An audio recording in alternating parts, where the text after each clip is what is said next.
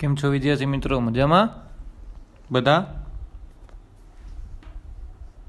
આજે આપણે જોવા જઈએ તો ગુજરાત બોર્ડના લેક્ચર માટે ભેગા થયા છીએ અને ગુજરાત બોર્ડની અંદર આપણે ચેપ્ટર નંબર 2 કમ્પ્લીટ કર્યું હતું અને ચેપ્ટર નંબર 2નું સ્વાધ્યાય કેલ્ક્યુલેટ કરતા હતા. થિયરી, ઉદાહરણના દાખલા, સ્વાધ્યાય પણ પૂરું થઈ ગયું હતું. આપણે વધારાનું સ્વાધ્યાય ઓલરેડી ચાલુ કર્યું હતું અને એમ જોવા જઈએ તો એના 2 કે 3 સમ કેલ્ક્યુલેટ કર્યા હતા. ડન. તો આજે આપણે ગબ્બરને સોલ્વ કરવાનો છે. આખા ચેપ્ટરનો આમ જોવા જાવ તો 8 માર્કનો સમ થાય ટોટલ. સર શું વાત કરો છો, 8 માર્કનો સમ હોય? આપણે એને એટલી બધી વસ્તુ ગણવાની કીધી ને, જેના કારણે છે ને સમય મોટો થઈ ગયો. તો ધ્યાનથી જોજો, છે સહેલો, કાંઈ નવીન નથી. લાઈન બાય લાઈન તમારી પાસે સૂત્ર છે એ સોલ્વ કરતા જાવ એટલે ઓટોમેટિકલી બધું નીકળતું જશે. બરાબર છે? તો ચાલો સોલ્વ કરીએ. આખા ચેપ્ટરનો આમ જોવા જાવ ને કે આખા સિલેબસના 2 કે 3 સમજ એવા છે કે જે બહુ મોટા છે. વધીને તમે ગણશો ને તો 4 સમ આવશે, જે બહુ મોટા આવશે. એમાંનો એક સમ આપણે ગણીએ છીએ 2.14, એટલે કે 14મો સમ કેલ્ક્યુલેટ કરીએ છીએ. તો આપણી પાસે છે 1.5 માઇક્રોકુલમ અને 2.5 માઇક્રોકુલમ વિદ્યુતભાર ધરાવતા બે નાના ગોળાઓ એકબીજાથી 30 સેન્ટીમીટર અંતર રહેલા છે. તો નીચેના સ્થાનોએ તેનું સ્થિતિમાન અને વિદ્યુત ક્ષેત્ર શોધો. ડન. 2 વસ્તુ શોધવાની છે. 2 સ્થાનો પર સ્થિતિમાન ગણવાનું છે, વિદ્યુત ક્ષેત્ર ગણવાનું છે. તો પેલું એ 2 વિદ્યુત ભારોને જોડતી રેખાના મધ્ય બિંદુએ અહીંયા તમારે શું શું શોધવાનું? સ્થિતિમાન શોધવાનું છે, વિદ્યુત ક્ષેત્ર પણ શોધવાનું છે. એના સિવાય આ રેખાના મધ્ય બિંદુમાંથી પસાર થતી અને રેખાને લંબ સમતલમાં મધ્ય બિંદુથી 10 સેન્ટીમીટર અંતરે આવેલા બિંદુએ સ્થિતિમાન પણ શોધવાનું છે, વિદ્યુત ક્ષેત્ર પણ શોધવાનું છે. આટલી વસ્તુ શોધવાનું કીધું છે. પહેલાં આ બિંદુ જોઈએ. 2 વિદ્યુત ભાર છે, 2 એકબીજાથી કેટલા અંતરે છે? 30 સેન્ટીમીટર અંતરે છે. તો કે અહીંયા 2 વિદ્યુત ભાર, એક 1.5 માઇક્રોકુલમ, બીજો 2.5 માઇક્રોકુલમ. એના મધ્ય બિંદુ આ બેની વચ્ચેનું અંતર 30 છે કાંઈક. આ મધ્ય બિંદુએ સ્થિતિમાન ગણવાનું છે, વિદ્યુત ક્ષેત્ર પણ ગણવાનું છે. તો અહીંયા મેઇન વસ્તુ કઈ છે? તો કે સ્થિતિમાન અદિશ રાશિ હોય એટલે એ બિંદુ પાસે બંને વિદ્યુત ભારોના કારણે સ્થિતિમાનનો સરવાળો થાય. વિદ્યુત ક્ષેત્ર છે ને એ સદિશ રાશિ છે એટલે એ બિંદુ પાસે આપણે બંને વિદ્યુત ભારોના કારણે મળતી દિશાને પણ ધ્યાનમાં લેવી જોશે. ભાઈ કઈ ડાયરેક્શનમાં E1 છે, કઈ ડાયરેક્શનમાં E2 છે. બંને જો વિરુદ્ધ દિશામાં હોય તો બાદબાકી થાય, સમાન દિશામાં હોય તો સરવાળો થાય. ડન. કન્ફર્મ. તો ચાલો 2 વિદ્યુત ભારને જોડતી રેખાના મધ્ય બિંદુએ સ્થિતિમાન અને વિદ્યુત ક્ષેત્ર શોધીએ. તો કે સૌથી પહેલાં 2 વિદ્યુત ભાર છે આવી રીતના, 1.5 માઇક્રોકુલમ, બીજો વિદ્યુત ભાર 2.5 માઇક્રોકુલમ. બંને વિદ્યુત ભારોને જોડતી રેખાના મધ્ય બિંદુ એટલે અહીંયા આવ્યું. આ બિંદુએ તમારે છે ને પેલું વિદ્યુત સ્થિતિમાન અને વિદ્યુત ક્ષેત્ર જોઈ છે. તો અહીંયા સૌથી પહેલાં વિદ્યુત ક્ષેત્રની ચર્ચા કરી છે. તો કે અહીંયા એ વિદ્યુત ભાર એટલે Q1, બી બિંદુએ Q2 વિદ્યુત ભાર, આ બિંદુએ વિદ્યુત ક્ષેત્ર જોઈ છે. તો એના કારણે એટલે Q1ના કારણે આ બિંદુએ વિદ્યુત ક્ષેત્ર ધન વિદ્યુત ભારના કારણે ઉદ્ભવતું વિદ્યુત ક્ષેત્ર બહાર તરફ હોય. એટલે અહીંથી Q1 વિદ્યુત ભારના કારણે આ વિદ્યુત ક્ષેત્ર એ આ તરફ જાય. Yes sir. એ જ રીતના Q2 વિદ્યુત ભારના કારણે ઉદ્ભવતું વિદ્યુત ક્ષેત્ર એ પણ ધન વિદ્યુત ભાર છે, એ પણ બહારની બાજુ જશે. એટલે બંને એકબીજા વિરુદ્ધ દિશામાં આવ્યા. ઇન શોર્ટ સર બેની બાદ બાકી થાય. તો કે કેનામાંથી કોણ બાદ કરવું સર? એ માંથી EB બાદ કરવો કે EB માંથી એ બાદ કરવું? કોણ મોટું જોવો જોઈએ? તો કે સર બી પાસે રહેલો વિદ્યુત ભાર મોટો છે એટલે વિદ્યુત ક્ષેત્ર છે ને એ ક્યુના સમપ્રમાણમાં હોય. વિદ્યુત ક્ષેત્ર KQ/R² ને વિદ્યુત સ્થિતિમાનનું સૂત્ર KQ/R. આ તો યાદ છે ને? ડન. એટલે ક્યુના સમપ્રમાણમાં હોય એટલે EB માંથી એ બાદ કરવાનું થાય. સમજો, મોટામાંથી નાનું બાદ કરવાનું. પણ એ નક્કી કેમ કરવું? તો મેં તમને અહીંયા શીખવાડ્યું. ડન. તો EB માંથી એ બાદ કરો તો કે અહીંથી આ અંતરે સરખું થાય, અહીંથી આ અંતરે સરખું થાય. તો કે EB એટલે શું? કે Q/R² માઇનસ KQ1/R². હા કે ના, બંનેનું અંતર સરખું છે એટલે R1 R2 લખતું નથી. તો કે R કેટલું છે? ટોટલ 30 છે તો અડધું અંતર 15 થાય. Yes sir. તો કે અહીંથી K/R² કોમન નીકળી ગયો. Q2 - Q1, Kની કિંમત કેટલી છે? 9 × 10⁹ એના છેદમાં 15 × 10⁻²² સેન્ટીમીટરને મીટરમાં કન્વર્ટ કર્યા. Q2ની કિંમત મૂકી 2.5 માઇક્રોકુલમ, એને કુલમમાં કન્વર્ટ કર્યા 1.5 માઇક્રોકુલમ કુલમમાં કન્વર્ટ કર્યા. આનું સ્પેસિફિકેશન કંઈક જસ્ટિફિકેશન કરીને ફાઇનલી આન્સર આવ્યો 0.04 × 10⁻13. 2.5માંથી 1.5 બાદ જાય, 1 વધે. 10⁻6 તો કોમન નીકળી હોય એટલે તમારા પાસે ફાઇનલ આન્સર આવ્યો ઘાતને કાઢતા અને પોઈન્ટને 1 ડેસિમલ પછી લેતા 4 × 10⁵ વોલ્ટ/મીટર. એટલે કે બે વિદ્યુત ભારોને જોડતી રેખાના મધ્ય બિંદુએ વિદ્યુત ક્ષેત્ર 4.5 × 10⁵ વોલ્ટ/મીટર છે. કન્ફર્મ. હવે એ જ બિંદુએ સ્થિતિમાન ગણવું છે તો કાંઈ નથી કરવાનું સર. સ્થિતિમાન માટે તો આના કારણે ઉદ્ભવતું સ્થિતિમાન, આના કારણે ઉદ્ભવતું સ્થિતિમાન, બેયનો સરવાળો કરો. કારણ કે સ્થિતિમાન સર અદિશ રાશિ છે. વિદ્યુત ક્ષેત્ર સદિશ રાશિ હતી એટલે આપણે જોવું પડે બંને સમાન દિશામાં વિદ્યુત ક્ષેત્ર છે કે બંને એકબીજાની વિરુદ્ધ દિશામાં વિદ્યુત ક્ષેત્ર છે. તો અહીંયા સ્થિતિમાનની કન્સિડરેશન આવી તો અહીંયા બીના કારણે ઉદ્ભવતું સ્થિતિમાન KQ2/R અને KQ1/R. તો K/R કોમન નીકળ્યું. Yes sir. Q2 + Q1. Kની કિંમત, Rની કિંમત same to same, Q2 same to same, Q1 same to same, યાદ જ છે બધી કિંમત. ટોટલ કેલ્ક્યુલેશન કર્યું તો ફાઇનલ આન્સર આવ્યો 0.6 × 10⁻11 ઇન બ્રેકેટ 4 × 10⁻6. તો આનું સ્પેસિફિકેશન કરશો તો ફાઇનલી આન્સર આવશે 2.4 × 10⁵ વોલ્ટ ફાઇનલ. બે વિદ્યુત ભારોને જોડતી રેખાના મધ્ય બિંદુએ કે અહીંયા કંઈક 1.5 છે, અહીંયા કંઈક 2.5 માઇક્રોકુલમ વિદ્યુતભાર છે. બંને વિદ્યુતભાર જોડતી રેખા પાસે અથવા તો મધ્ય બિંદુએ ઉદ્ભવતું વિદ્યુત સ્થિતિમાન 2.4 × 10⁵ વોલ્ટ છે. 2.4 × 10⁵ વોલ્ટ. કન્ફર્મ. ડાઉટ આમાં? કોઈને ડાઉટ નથી ને? વિદ્યુત ક્ષેત્રે મળી ગયો, સ્થિતિમાને મળી ગયો. વિદ્યુત ક્ષેત્રમાં દિશા ધ્યાનમાં લેવાની. સ્થિતિમાનમાં કાંઈ ડાયરેક્શન હોય નહીં કારણ કે અદિશ રાશિ છે. તો ગમે એટલા વિદ્યુતભારના કારણે કોઈ બિંદુ પાસે પૂછે ને તો એ વિદ્યુતભારથી અંતર ને વિદ્યુતભાર મૂલ્ય હોય ને બધા વિદ્યુતભારના અંતર ખબર છે તો બધાનો સરવાળો કરી દો, ફાઇનલી વિદ્યુત સ્થિતિમાન આવી જાય. કન્ફર્મ. ડાઉટ આમાં કોઈને નથી ને? તો હવે બીજી વસ્તુ કંઈક ગોતવાની કીધી છે. આ રેખાના મધ્ય બિંદુમાંથી પસાર થતી રેખાને લંબ સમતલમાં મધ્ય બિંદુથી 10 સેન્ટીમીટર અંતરે આવેલા બિંદુએ વિદ્યુત ક્ષેત્રે જોઈ છે, વિદ્યુત સ્થિતિમાન પણ જોઈ છે. ડન. તો કે આ વિદ્યુતભારથી અંતર આ થાય, આ વિદ્યુતભારથી અંતર આ થાય, આ અંતર આપેલું છે, આ અંતર છે તમારા પાસે. તો કે આના કારણે ઉદ્ભવતું વિદ્યુત ક્ષેત્ર એટલું અંતરે અને આના કારણે ઉદ્ભવતું વિદ્યુત ક્ષેત્ર એટલા અંતરે હોય. સ્થિતિમાન પણ ત્યાં તેમજ હોય. તો હવે ત્યાં આપણે ફાઇનલી કંઈક ડિસ્કશન કરવાનું છે. ચાલો તો બીનું ડિસ્કશન કરીએ. અહીંયા કંઈક O બિંદુ છે, એના કારણે અહીંયા કંઈક P બિંદુ છે. P બિંદુ તમને કીધું તો AP અને આ B અંતર શું થશે? તો કે કાટકોણ ત્રિકોણ થાય કે ના થાય? અહીંથી આ કાટકોણ ત્રિકોણ, અહીંથી આ કાટકોણ ત્રિકોણ થઈ ગયો. તો આ અંતર 15 છે, આ અંતર 10 છે, અહીંથી આ અંતર 15 છે, અહીંથી આ અંતર 10 છે.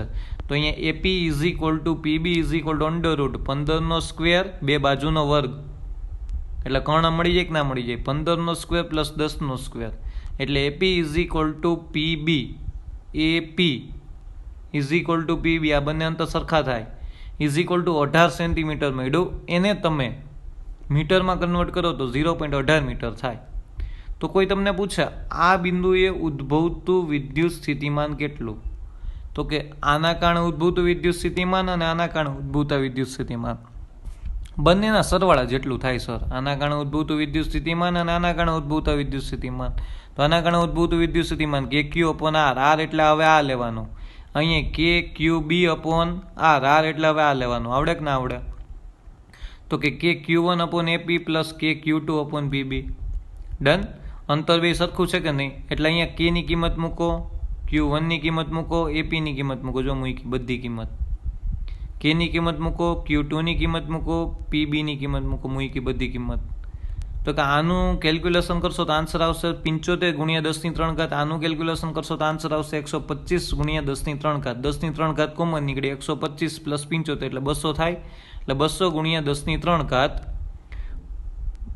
0 કાઢી નાખો એટલે તમારી પાસે ફાઇનલ આન્સર આવે 2 ગુણ્યા 10 ની 5 ઘાત volt.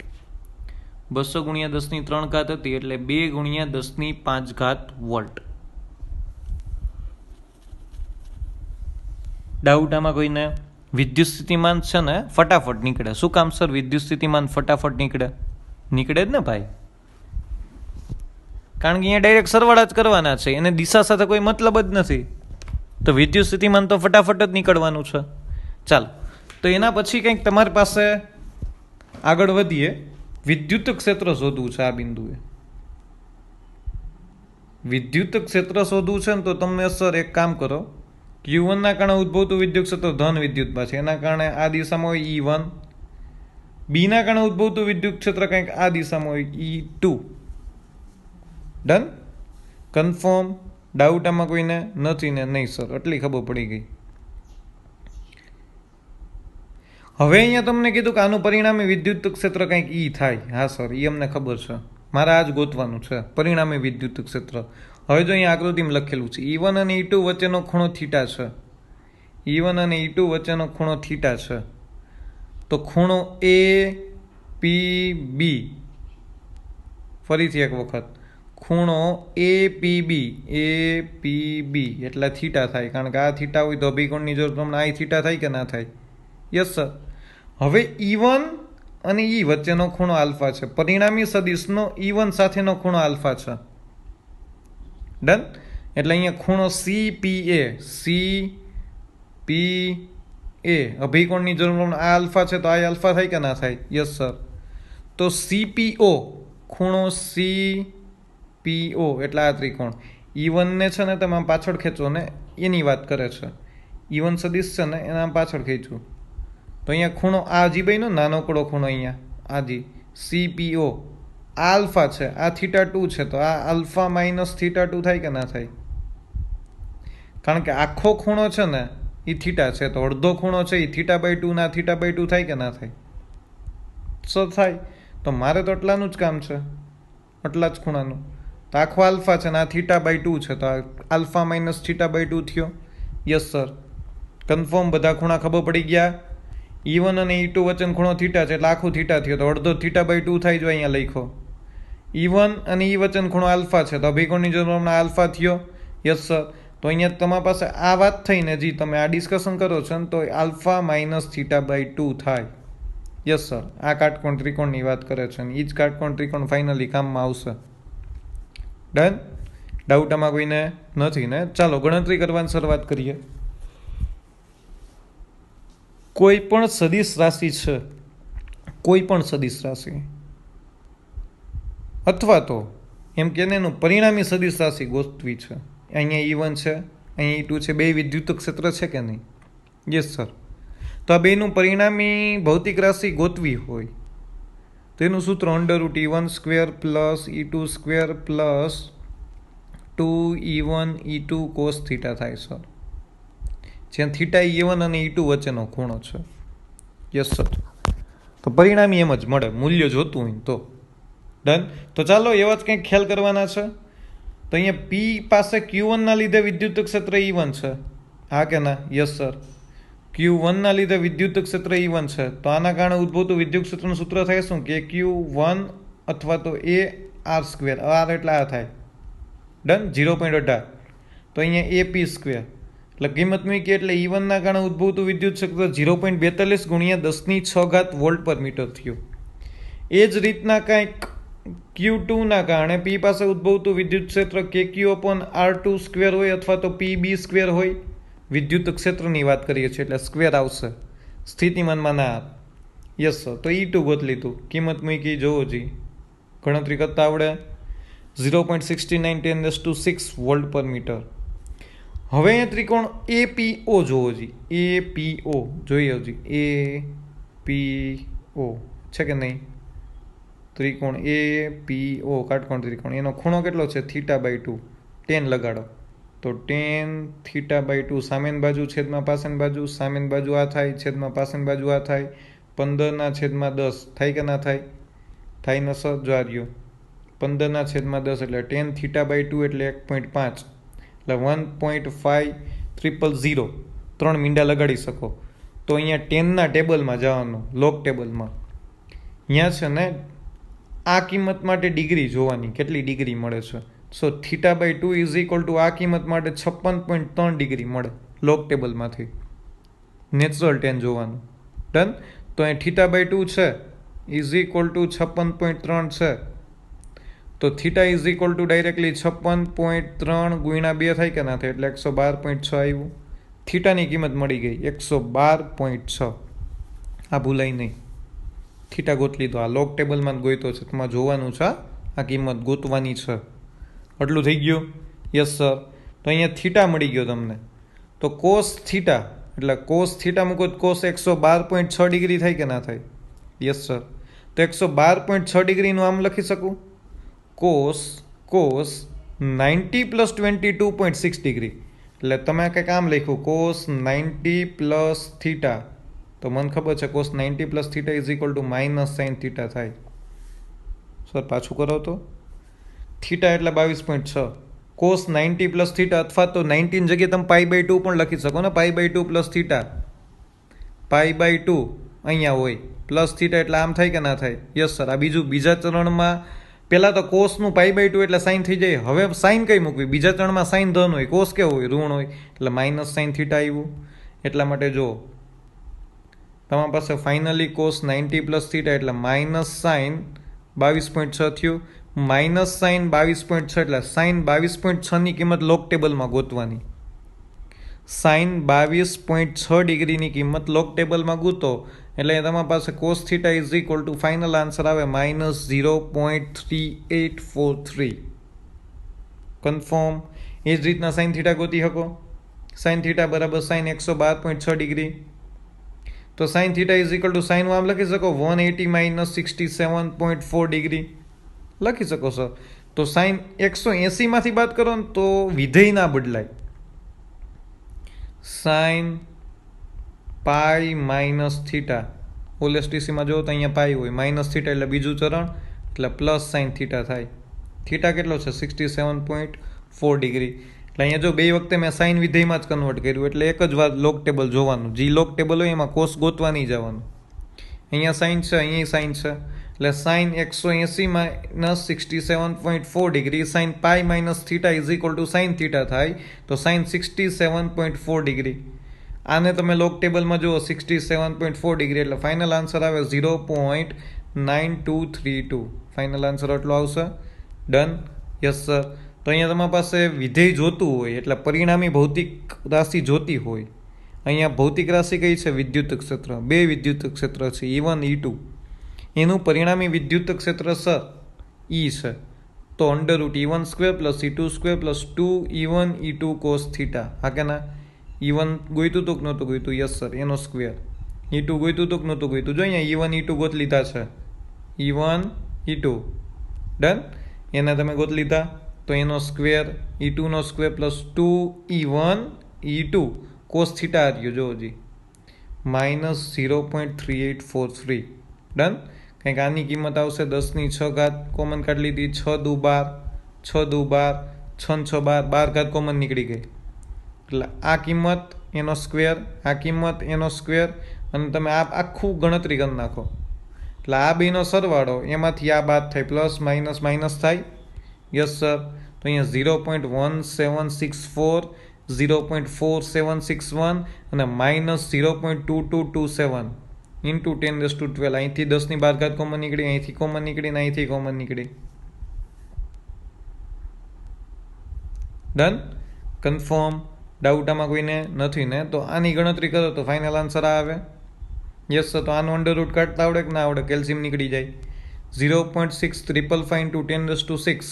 So that's why 6.555 into 10⁵. So that's why 6.555. It means E is equal to 6.6 into 10⁵ volt per meter. 6.6 × 10⁵ volt પર મીટર.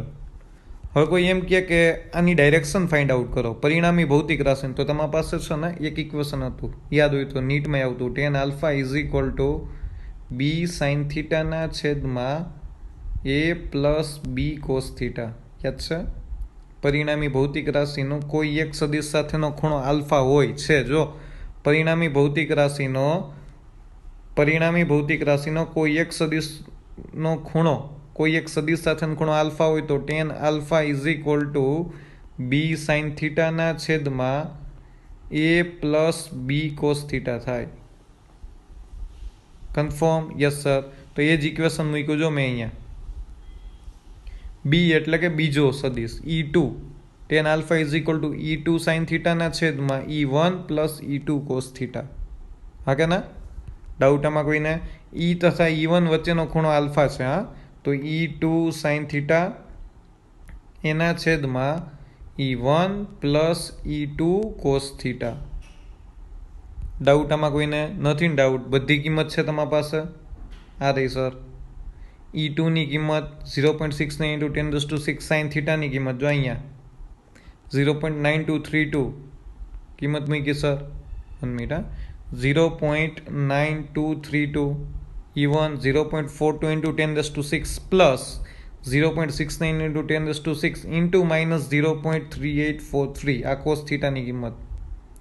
આનું કેલ્ક્યુલેશન કરો, આનું આખાનું કેલ્ક્યુલેશન કરો એટલે ફાઇનલ આન્સર આવે 0.673 upon 0.1549.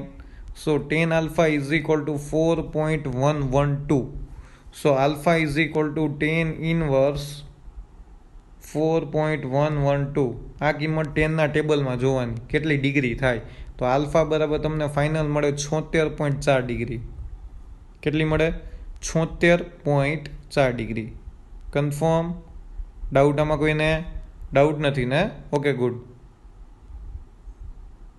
તો અહીંયા તમારી પાસે ફાઇનલી હવે આ ત્રિકોણને કન્સિડર કરો તો આ ત્રિકોણ દેખાય છે OPC, કાટકોણ ત્રિકોણ છે. આ ખૂણો આલ્ફા - θ/2, આ તો 90 હોય, આ ખૂણો કંઈક બીટા કીધો છે.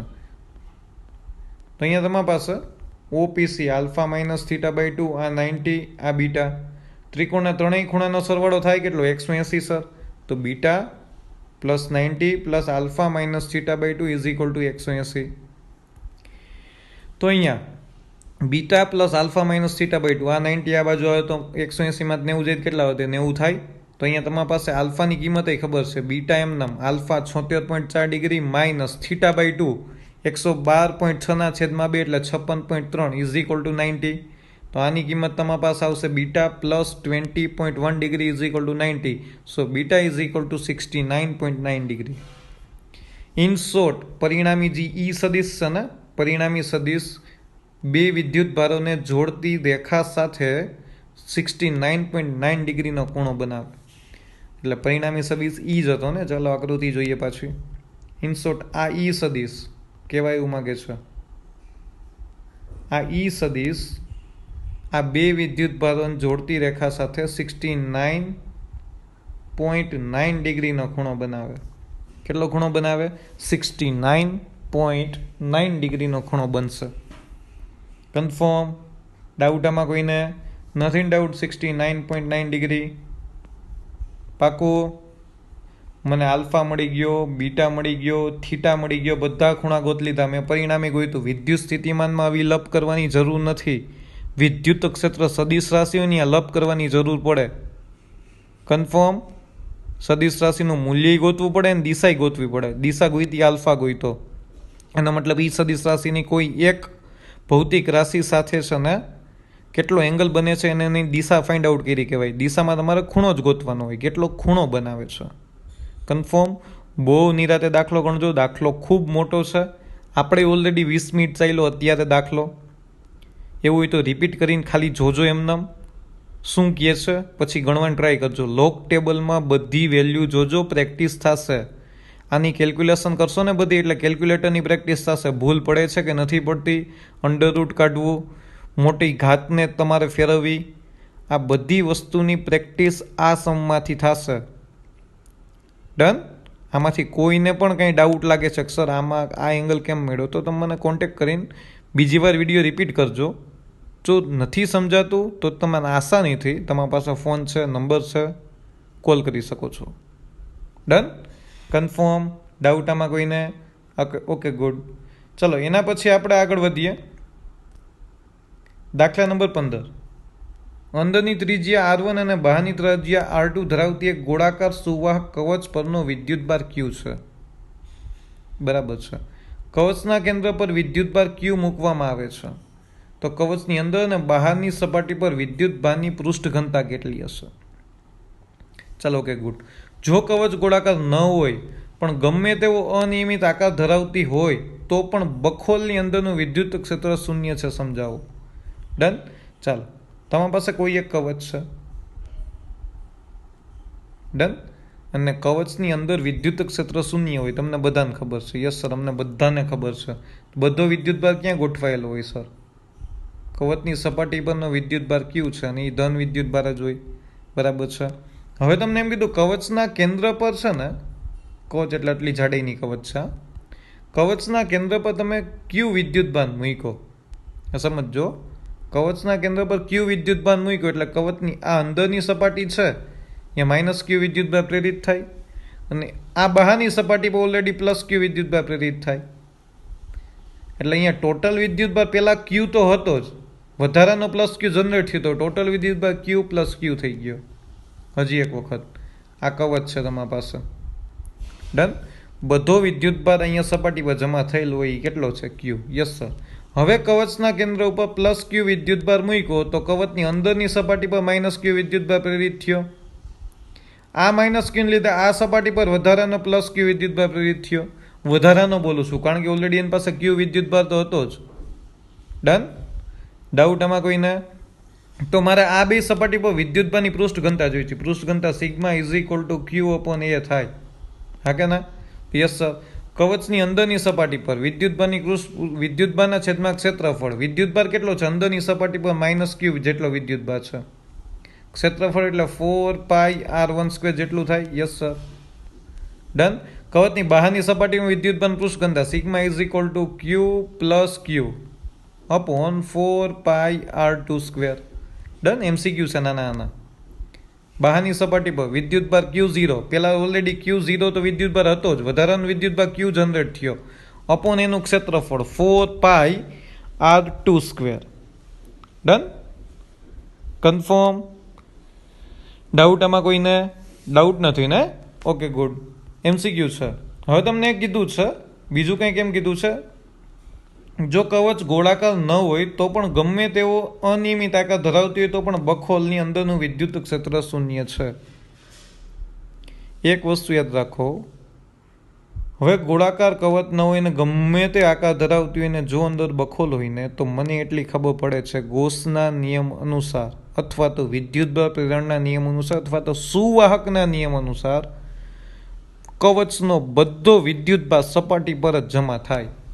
ગમે એવી કવચ કેમ નથી, એની અંદર બખોલ છે ધારો કે, તો ગમે એટલો વિદ્યુતભાર હોય ને એ બધું ક્યાં જમા થાય? સપાટી ઉપર જમા થાય. આને કહેવાય ઇલેક્ટ્રોસ્ટેટિક શિલ્ડિંગ, વિદ્યુતીય શિલ્ડિંગ. તમે ભણ્યા હતા સુવાહકના જે 6 પ્રકાર હતા, 6 મુદ્દા હતા એ તમે ભણ્યા હતા, એની જ વાત થાય છે અત્યારે. ગમે તેવી તમે બખોલ કરો છો, કેવિટી કરો છો, કેવિટી અંદરનો બધો જ વિદ્યુતભાર છે ને સપાટી ઉપર જમા થાય એટલે એને અંદરનું વિદ્યુત ક્ષેત્ર હંમેશા શૂન્ય જ હોય, જેને સ્થિત વિદ્યુતીય શિલ્ડિંગ કહેવાય. હવે આની અંદર તમે કોઈ ઉપકરણ રાખી દો ને તો બહારના વિદ્યુત ક્ષેત્રથી તમે એને બચાવી શકે એવું કહેવાય. એવું આપણે ત્યાં સમજાતા. ડન? આ થિયરિટિકલ છે, વાંચી લેજો. મેં તમને ઓલરેડી સાવ શોર્ટમાં સમજાવી દીધું કે આ વસ્તુ આમ છે. ચાલો એના પછી દાખલા નંબર 16 એ દર્શાવો કે સ્થિત વિદ્યુત ક્ષેત્રના લંબ ઘટકનું વિદ્યુતભારિત સપાટીની એક બાજુથી બીજી બાજુ સુધી અસતતપણું E2 - E1 ∑ ε0 દ્વારા અપાય છે. જે n કેરેટ તે સપાટીની લંબ એકમ સદિશ છે. સિગ્મા એ વિદ્યુતભારની પૃષ્ઠ ઘનતા છે. આ પરથી દર્શાવો કે સુવાહકની તરત બહારનું વિદ્યુત ક્ષેત્ર σ/ε0 જ છે. દર્શાવો કે સ્થિત વિદ્યુત ક્ષેત્રનો સ્પર્શીય ઘટક વિદ્યુતભારિત સપાટીની એક બાજુથી બીજી બાજુ સુધી સતત હોય છે. ડન. ગોસના નિયમનો ઉપયોગ કરીને કરવાનું છે. તો સિમ્પલ છે. અહીંયા તમારી પાસે કોઈ એક સિગ્મા વિદ્યુતભાર પૃષ્ઠ ઘનતા ધરાવતું છે ને પૃષ્ઠ છે. એનો એકમ સદિશ એક બાજુ લ્યો પ્લસ છે, બીજી બાજુ લ્યો તો માઇનસ છે. હવે તમને ખબર છે કે આ સમતલ પ્લેટના કારણે ઉદ્ભવતું વિદ્યુત ક્ષેત્ર કેટલું હોય? સિગ્મા અપોન 2ε0 કોઈ એક બાજુનું. ડન. તો એક બાજુથી બીજી બાજુ જતા વિદ્યુત ક્ષેત્ર બીજી બાજુ E2 હોય. યસ સર, આ બાજુ E2 હોય, આ બાજુ E1 હોય. ખબર છે. તો અહીંયા કેટલું? Sigma upon 2ε0 n caret. Done. Confirm. બે થી એક તરફ જતા આ બાજુનું વિદ્યુત ક્ષેત્ર sigma upon 2ε0 but minus n caret. Done. એકમ સદિશ માઇનસમાં લીધું એટલે ડાયરેક્શન જ માઇનસમાં થઈ ગઈ ઓટોમેટિકલી. આ બાજુનું વિદ્યુત ક્ષેત્ર સિગ્મા અપોન 2ε0 પણ પ્લસ n કેરેટ થાય. આ બાજુનું વિદ્યુત ક્ષેત્ર sigma upon 2ε0 but minus n caret થાય. એક બાજુથી બીજી બાજુ તરફ વિદ્યુત ક્ષેત્ર આ બાજુથી બીજી બાજુ જતા. ડન. અંતિમ એટલે E2 માઇનસ E1 એટલે વિદ્યુત ક્ષેત્ર કેટલું રહે છે એ ગોતવાનું છે. તો E2 માઇનસ E1 કર્યું તો અહીંયા તમારે sigma upon 2ε0 minus sigma upon 2ε0. તો અહીંયા 2 sigma upon 2ε0 2 cancel. So finally કેટલું આવ્યું? Sigma upon ε0 n caret. E2 minus E1 વિદ્યુત ક્ષેત્રનો ફેરફાર એક બાજુથી બીજી બાજુ જતા વિદ્યુત ક્ષેત્રનો ફેરફાર સિગ્મા અપોન ε0 જેટલો હોય. સિમ્પલ છે. હવે વાહકની અંદરનું વિદ્યુત ક્ષેત્ર શૂન્ય જ હોય. વાહકની બહાર વિદ્યુત ક્ષેત્ર કેટલું હોય? Sigma upon ε0. આ તમને ઓલરેડી ખબર છે. મુદ્દા નંબર 3 કે 4 ત્રીજો ચોથો મુદ્દો હતો. સુવાહકની સપાટી પરનું વિદ્યુત ક્ષેત્ર સિગ્મા અપોન ε0 જેટલું હોય. આપણે ખબર છે કે ગોસિયન સપાટી ધાર્યું હતું, પિલ બોક્સ ધાર્યું હતું. એનું સ્ટેટમેન્ટ જ હતું સુવાહકની સપાટીની પર અથવા તો સપાટીથી બહારની બાજુ વિદ્યુત ક્ષેત્ર સિગ્મા અપોન ε0 જેટલું હોય. એ જ સાબિત કર્યું આપણે. ડન. હવે બીજું કીધું છે વિદ્યુત ક્ષેત્રના બંધ માર્ગ પર થતું કાર્ય શૂન્ય હોય છે. એટલે વિદ્યુત ક્ષેત્રનો સ્પર્શીય ઘટક એક વિદ્યુતભારિત પૃષ્ઠથી બીજા વિદ્યુતભારિત પૃષ્ઠ તરફ સતત હોય છે. સ્પર્શીય ઘટક ટેન્જન્શિયલ. સ્પર્શીય ઘટક હંમેશા છે ને એક વિદ્યુતભારથી બીજી વિદ્યુતભાર તરફ છે ને વિદ્યુત ક્ષેત્રનો સતત જ હોય. કારણ કે જો એમાં વિદ્યુત ક્ષેત્ર બદલાતું હોય ને તો વિદ્યુત સ્થિતિમાનનો તફાવત ક્રિએટ થાય ને તફાવત ક્રિએટ થાય ને તો કાર્ય થાય. જો સતત છે ને એનો મતલબ એ બધી જ જગ્યાએ વિદ્યુત ક્ષેત્ર સમાન છે એટલે કે વિદ્યુત સ્થિતિમાન સમાન થઈ ગયું. એટલા માટે એની ઉપર કરવું પડતું કાર્ય એ શૂન્ય હોય. આટલી વસ્તુ શોર્ટમાં યાદ રાખો. ડન. ડાઉટ આમાં કોઈને નહીં? ના થિયરિટિકલ છે. આ MCQ છે. આ MCQ છે. નીટમાં પણ પૂછાય એવી વસ્તુ. એટલે આ વસ્તુ યાદ રાખજો, ભૂલાય નહીં આ વસ્તુ. કન્ફર્મ. આ ઓલરેડી મને ખબર હતી. એને વસ્તુની બીજી વાર ચર્ચા કરી. આ મને ઓલરેડી ખબર હતી. એને એ વસ્તુની બીજી વાર ચર્ચા કરી. ડન. ચાલો એના પછી તમારા પાસે 2.17 2.17 અંદર કંઈક 17મા સમની અંદર કીધું છે રેખીય વિદ્યુતભાર ઘનતા લેમડા ધરાવતો એક લાંબો નળાકાર એક પોલા સમઅક્ષીય સુવાહક નળાકાર વડે ઘેરાયેલ છે. બે નળાકારની વચ્ચેના અવકાશમાં વિદ્યુત ક્ષેત્ર કેટલું હશે? રેખીય વિદ્યુતભાર લેમડા ધરાવતો એક લાંબો નળાકાર એક પોલા સમઅક્ષીય સુવાહક નળાકાર વડે ઘેરાયેલ છે. તો અહીંયા કંઈક તમારી પાસે આકૃતિ થઈ. આ નળાકાર છે ને કોઈ એક પોલા નળાકાર વડે ઘેરાયેલ છે. ડન. તો કે આ બંને નળાકારની વચ્ચેના વિસ્તારમાં વિદ્યુત ક્ષેત્ર કેટલું થાય? આની સ્થિત વિદ્યુતભારની રેખીય વિદ્યુતભાર ઘનતા લેમડા છે. સાબિત કરવાની જરૂર નથી હો. કોઈ એક નળાકારથી અંતરે આવેલા કોઈ પણ બિંદુ ઉદ્ભવતા વિદ્યુત ક્ષેત્રનું સૂત્ર લેમડા અપોન 2πε0 આ જેટલું જ થાય. એ જ સાબિત થશે. કાંઈ નવીન નથી. ભલે બે નળાકાર દે. અહીંયા ક્યાં વિદ્યુતભાર છે જ? આની જ રેખીય વિદ્યુતભાર ઘનતા આપેલી છે. આની રેખીય વિદ્યુતભાર ઘનતા પ્લસ લેમડા હોય તો આની ઉપર પ્લસ ક્યુ વિદ્યુતભાર હોય. આ પ્લસ ક્યુના કારણે અહીંયા વિદ્યુતભાર કેટલો હોય? માઇનસ. સમજાય છે? હજી એક વખત. આ પેલા છે ને આ જેના વડે ઘેરાયેલ છે ને એની પાસે કોઈ વિદ્યુતભાર નથી. આ નળાકાર પાસે રેખીય વિદ્યુતભાર ઘનતા લેમડા છે. Lambda is equal to q upon l થાય. એકમ લંબાઈ દીઠ રહેલો વિદ્યુતભાર. જો આ માઇનસ લેમડા હોય ને તો એની પાસે માઇનસ ક્યુ વિદ્યુતભાર હોય. પ્લસ લેમડા એની પાસે પ્લસ ક્યુ વિદ્યુતભાર છે, એનો મતલબ આની પાસે પ્લસ ક્યુ વિદ્યુતભાર છે, તો ઓટોમેટિકલી આની પાસે વિદ્યુતીય સંરક્ષણના નિયમ પ્રમાણે માઇનસ વિદ્યુતભાર જ જમા થાય, તે એટલા માટે અહીંયા માઇનસ દેખાડેલું છે. હવે મેં જોઈએ ડોટેડ લાઇનથી એક ગૌસિયન સપાટી થઈ રહી, આ અંતરે આવેલા બિંદુ એ ગૌસિયન સપાટી છે.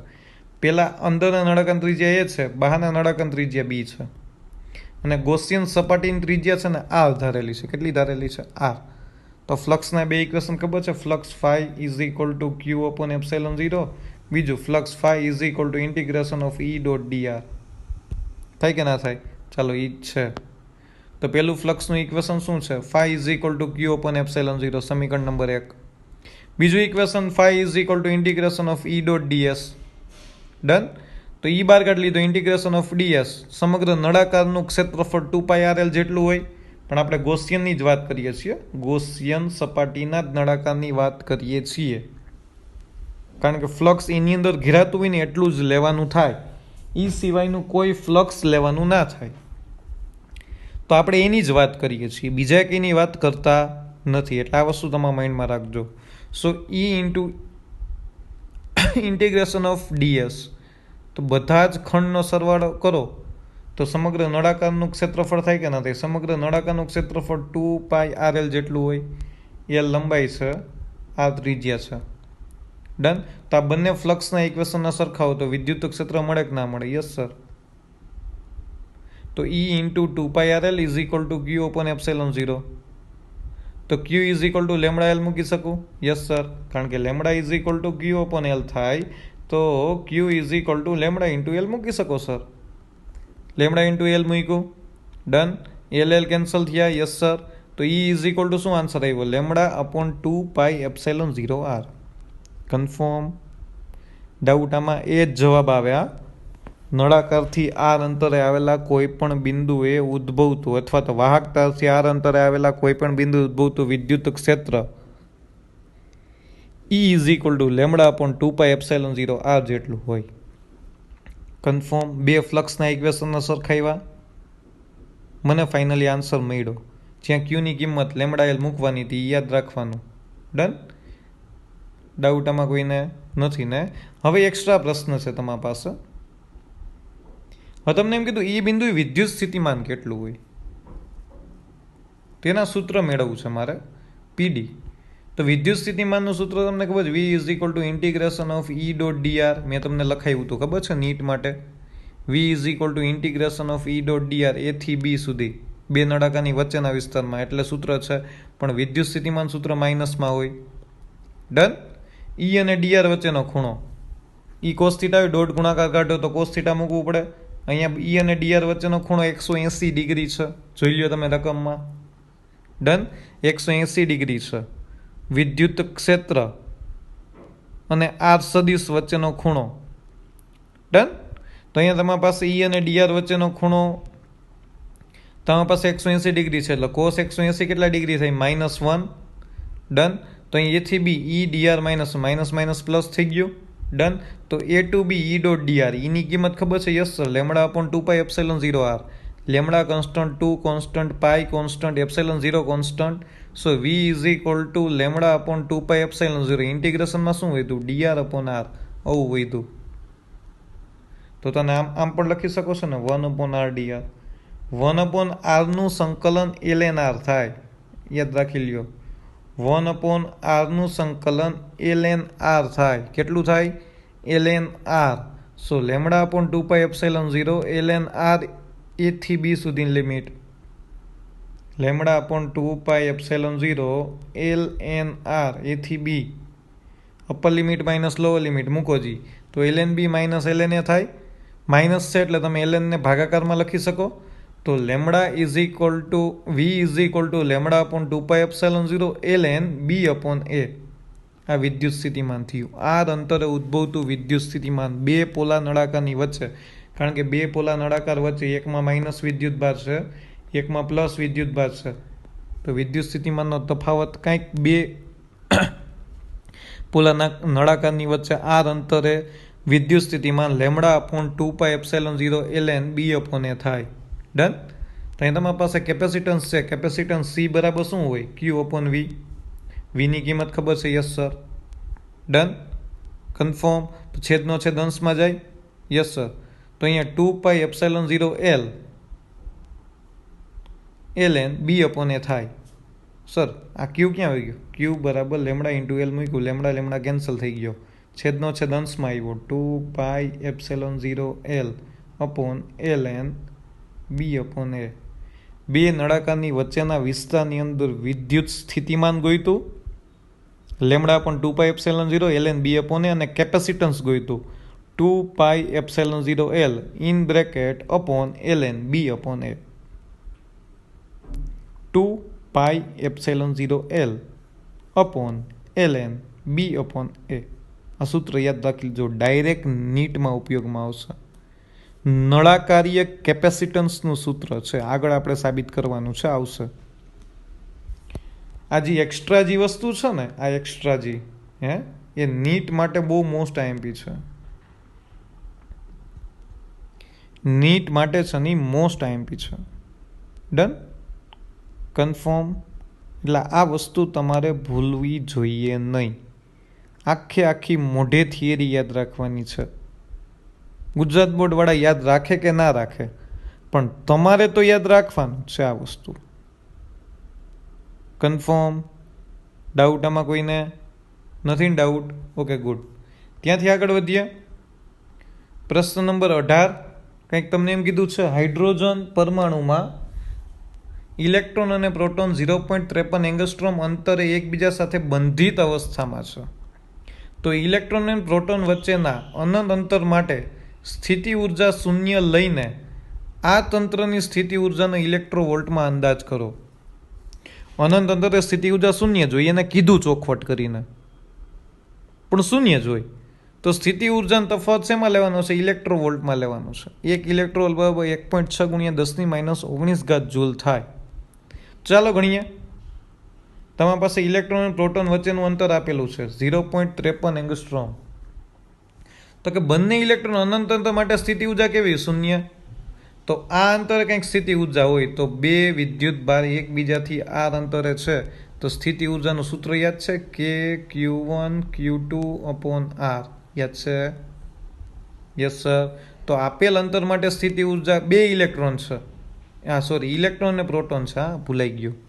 ઇલેક્ટ્રોન અને પ્રોટોન છે, તો બે વિદ્યુત ભાર એટલે કે એક ઇલેક્ટ્રોન અને એક પ્રોટોન વિદ્યુત ભાર જ કહેવાય. આ અંતરે હોય તો ઉદ્ભવતું સ્થિતિ ઉર્જાનું ઇક્વેશન કે Q1 Q2 upon R. Yes sir. તો આ જ ઇક્વેશન મૂક્યું કે E અપોન R. અને અનંત અંતર સ્થિતિ ઉર્જા કેવી હોય? 0. ડન. તો અહીંયા તમારી પાસે -ke² અપોન R થયું. કેની કિંમત 9 × 10⁹. ઈની કિંમત 1.6 × 10⁻19² અને આરની કિંમત 0.53 × 10⁻10. તો અહીંયા વધ્યું શું? કેલ્ક્યુલેશન કરીને ફાઇનલ આન્સર આવ્યો -43.47 × 10⁻19 જૂલ. જૂલ છે. જૂલને ઇલેક્ટ્રોવોલ્ટમાં ફેરવવા છે તો ભાગ્યા 1.6 × 10⁻19 કરવી પડે. ઇલેક્ટ્રોવોલ્ટને જૂલમાં ફેરવવા છે તો ગુણ્યા 1.6 × 10⁻19 કરવા પડે. તો અહીંયા જૂલને ઇલેક્ટ્રોવોલ્ટમાં ફેરવવા છે તો એના છેદમાં 1.6 × 10⁻19. આ કેન્સલ થયું. તો અહીંયા તમારી પાસે ફાઇનલ સ્થિતિ ઉર્જા આવી -27.2 ઇલેક્ટ્રોવોલ્ટ. ઉર્જા કોઈ દિવસ માઇનસમાં ના હોય, પણ માઇનસમાં હોય તો એવું સમજવાનું કે આ બંને પદાર્થ એકબીજાની બંધિત અવસ્થામાં છે, અથવા તો જે ઇલેક્ટ્રોન અને પ્રોટોન છે ને એ બંધિત અવસ્થામાં છે. શેમાં છે? બંધિત અવસ્થામાં. કારણ કે ઉર્જા એ અદિશ રાશિ છે, એની કોઈ ડાયરેક્શન ના હોય. એટલા માટે માઇનસ છે એનો મતલબ એવું ના કહેતા કે આ માઇનસ એટલે વિરુદ્ધ દિશામાં છે, એવી વાત થતી જ નથી. ઉર્જા હંમેશા શેમાં હોય? તો કે સર ઉર્જા હંમેશા છે ને એ પ્લસમાં હોય, પણ માઇનસ નિશાનીનો મતલબ થાય છે કે આ બંને પદાર્થો એકબીજાની બંધિત અવસ્થામાં છે. ડન. કન્ફર્મ. ડાઉટ નથી ને? ચાલો, ઓકે, ગુડ. એના પછી બીજું કંઈક કીધું છે, ઇલેક્ટ્રોનને મુક્ત કરવા માટે કેટલું લઘુત્તમ કાર્ય કરવું પડે. તેની કક્ષામાંની ગતિ ઉર્જા એમાં મળેલી સ્થિતિ ઉર્જા કરતાં અડધી છે તેમ આપેલ છે. આની ગતિ ઉર્જા આની સ્થિતિ ઉર્જા કરતાં અડધી છે એવું આપીને આપણે અંદાજો મેળવવાનો છે. ડન? Yes sir. તો ચાલો પહેલાં જોઈએ. અહીંયા ગતિ ઉર્જા એ સ્થિતિ ઉર્જા કરતાં અડધી છે, એટલે -27.2 કરતાં કેવી છે? અડધી. ગતિ ઉર્જા હંમેશા ધન જ હોય હો, એ કોઈ દિવસ માઇનસ નહીં લેવાની. એટલે અહીંયા 27.2 જો માનાંકમાં લખ્યા, એના છેદમાં 2, એટલે ફાઇનલી ગતિ ઉર્જા કેટલી આવી? 13.6 ઇલેક્ટ્રોવોલ્ટ. કેટલી આવી? 13.6 ઇલેક્ટ્રોન. તો કુલ ઉર્જા તમને ગોતતા આવડે? કુલ ઉર્જા K + U. કુલ ઉર્જા એટલે યાંત્રિક ઉર્જા પણ કહેવાય, હા કે ના? કારણ કે ઇલેક્ટ્રોન પાસે બે ઉર્જા હોય, એની ગતિ ઉર્જા છે ને સ્થિતિ ઉર્જા છે. ડન? કન્ફર્મ. તો કુલ ઉર્જા હવે કેટલી વધી? તો કે ગતિ ઉર્જા પ્લસ સ્થિતિ ઉર્જા. ગતિ ઉર્જા 13.6 અને સ્થિતિ ઉર્જા -27.2. કુલ ઉર્જા એટલી થઈ -13.6 ઇલેક્ટ્રોવોલ્ટ. તો ઇલેક્ટ્રોનને મુક્ત કરવા માટે આ માઇનસ છે, માઇનસનો મતલબ બંધિત સ્થિતિ થઈ. આને મુક્ત કરવું હોય તો +13.6 ઇલેક્ટ્રોવોલ્ટ જેટલી ઉર્જા આપો તો આ મુક્ત થઈ જશે. ડન? તો ઉર્જાનો મતલબ એટલું જ કાર્ય કરવું પડે ને. તો તમે 13.6 ઇલેક્ટ્રોવોલ્ટ જેટલું કાર્ય કરો ને તો છે ને એ બંને એકબીજાથી મુક્ત થઈ જશે. એટલે કે ઇલેક્ટ્રોનને મુક્ત કરો કે પ્રોટોનને મુક્ત કરો, એનાથી ફેર નથી પડતો, પણ ઇલેક્ટ્રોનને જ મુક્ત કરવાનો હોય. પ્રોટોન ગતિ કરતો નથી. ઇલેક્ટ્રોનને મુક્ત કરવા માટે લઘુત્તમ આટલું કાર્ય કરવું પડે. માઇનસ નિશાની બંધિત અવસ્થા બતાવે છે. હું પૃથ્વીની સપાટી પર હોય ને તો હું પૃથ્વીના ગુરુત્વાકર્ષણમાં બંધનમાં છું એમ કહેવાય. જો પૃથ્વીની સપાટી પર મારી ઉર્જા 40 જૂલ છે તો હું એમ કહું કે -40 જૂલ છે. એનો મતલબ એમ શું થયો? એ મારી સ્થિતિ કુલ ઉર્જા થઈ મારી ખુદની. સર માઇનસનો મતલબ હું પૃથ્વીની બંધિત અવસ્થામાં છું, તો મને કેટલી ઉર્જા આપો તો મુક્ત થાવ? તો કે મિનિમમ +40 જૂલ જેટલી ઉર્જા આપો ને તો હું પૃથ્વીની સપાટીના એટલે ગુરુત્વાકર્ષણથી મુક્ત થઈ જાઉં અને અનંત અવકાશમાં અનંત સફરે ચાલ્યો જાઉં. સમજાઈ ગયો? કન્ફર્મ. એ તો સર બહુ મજા આવે ને અનંત સફરે. એ અત્યારે મજા નથી કરવી, તમે અત્યારે આની પર ફોકસ કરો, માઇનસ પ્લસના લોચા ના કરતા. ડન?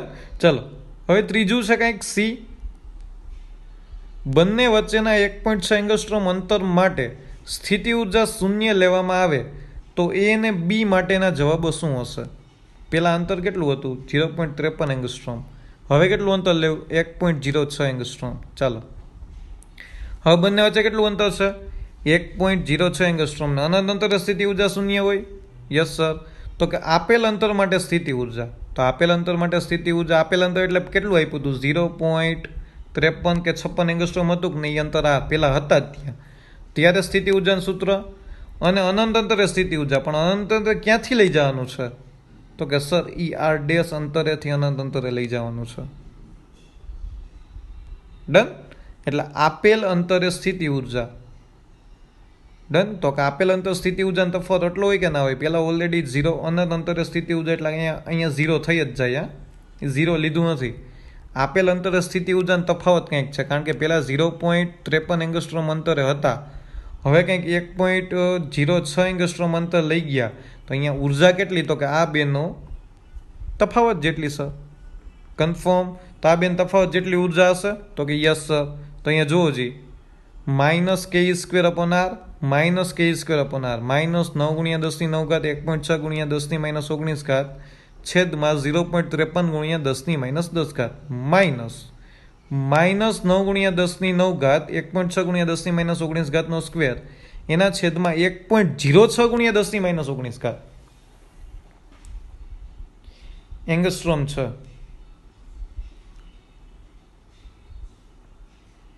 અહીંયા 1.06 × 10⁻10 આવશે. ભૂલ ના કરતા, અહીંયા ખોટું લખાઈ ગયું છે. 0.53 × 10⁻10. Yes sir. અહીંયા 1.06 × 10⁻10 એંગસ્ટ્રોમને ફેરવી નાખો મીટરની અંદર તો અહીંયા 10 આવશે. એટલે આ વસ્તુ યાદ રાખજો. ડન? તો સર અનંત અંતરનું શું થયું? આ શું લખ્યું સર તમે? આ શું લખ્યું? આ ના સમજાણું. તો જુઓ ભાઈઓ તથા બહેનો, પહેલાં 0.53 એંગસ્ટ્રોમ અંતરે હતો, હવે 1.06 એંગસ્ટ્રોમ અંતર લઈ ગયા, તો સ્થિતિ ઉર્જા કેટલી? તો કે અહીંયા U2 છે, અહીંયા U1 છે, તો U2 - U1 જેટલી ઉર્જા હોય કે ના હોય? અથવા તો U1 - U2 જેટલી ઉર્જા. અહીંયા સ્થિતિ ઉર્જા વધારે, કારણ કે અંતર ઓછું છે એટલે અહીંયા ઉર્જા વધારે હોય. અંતર વધારે છે, ઉર્જા ઓછી હોય એટલે U1 માઇનસ U2 કર્યું. એ ઉર્જા અહીંયા છે ને અનંત અંતર સ્થિતિ ઉર્જા 0 જ છે એટલે એ લખવાનો પ્રશ્ન નથી. ડન. કન્ફર્મ. એટલા માટે U1 માંથી U2 બાદ કરેલા છે. આ અંતર ઓલરેડી હતા, હવે આ અંતર લઈ ગયા તો હવે એની પાસે સ્થિતિ ઉર્જા કેટલી વધી? તો કે U1 માઇનસ U2 જેટલી સ્થિતિ ઉર્જા વધી. તો કે સર આ મોટું થાય કારણ કે અંતર ઓછું છે. આર અંતર કે Q1 Q2 અપોન R એટલે U1 મોટું થાય, U2 નાનું થાય. એટલા માટે છે ને બેની બાદ બાકી કરી. સમજા? અહીંયા અનંત અંતર 0 જ છે એટલે આ કાઢી જ નાખો, લખવાની જરૂર જ નથી. આપેલ અંતર એટલે ગયું થયું, આમાંથી આ અંતર બાદ કરો ને આપેલ અંતર થાય 0.53 અંતરે, એટલે કે શરૂઆતની સ્થિતિ અને અંતિમ સ્થિતિ. કન્ફર્મ.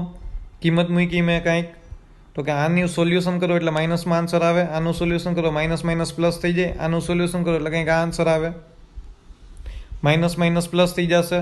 પછીનો પ્રશ્ન છે પણ પહેલાં તમે સર આ કરો, આ 10⁻19 જૂલ છે ને ઇલેક્ટ્રો વોલ્ટમાં ફેરવે એટલે 1.6 ગુણ્યા 10⁻19 વડે ભાગવા પડે. યસ સર, 10⁻19 વડે ભાગ્યા એટલે -27.2 ઇલેક્ટ્રો વોલ્ટ. આની 1.6 ગુણ્યા 10⁻19 વડે ભાગવા પડે તો આ કેન્સલ થયું.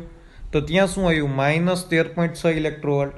માઇનસ માઇનસ પ્લસ થયું તો -27.2 પ્લસ 13.6 તો વધે શું? -13.6 ઇલેક્ટ્રો વોલ્ટ. ડન. કન્ફર્મ. એ સ્થિતિ માટે ઉર્જા બંધિત સ્થિતિમાં છે ત્યારે ઉર્જા ગતિ ઉર્જા કેવી હોય? 0 હોય. સિમ્પલ છે, સિમ્પલ છે ને? ડન. એટલે આ વસ્તુ યાદ રાખજો, ભૂલાય નહીં. કન્ફર્મ. બંધિત અવસ્થામાં છે તો હું અહીંયા પૃથ્વીની સપાટી પર જોવા જાઉં તો ગતિ ઉર્જા મારી અવકાશની સાપેક્ષે 0 જ રહેવાની છે. ગતિ ઉર્જા 0 તો કુલ ઉર્જા કેટલી થઈ? -13.6 ઇલેક્ટ્રો વોલ્ટ. હવે જે ઇલેક્ટ્રોનને મુક્ત કરવો છે તો તમારે 13.6 ઇલેક્ટ્રો વોલ્ટ જેટલી ઉર્જા આપવી પડે. પ્લસ 13.6 ઇલેક્ટ્રો વોલ્ટ જેટલી ઉર્જા આપો તો એ છે ને અનંત અંતરે ચાલ્યો જાય. એટલા માટે કરવું પડતું લઘુત્તમ કાર્ય પ્લસ 13.6 ઇલેક્ટ્રો વોલ્ટ. અહીંયા સર બે આવ્યા હતા. શું કામ સર?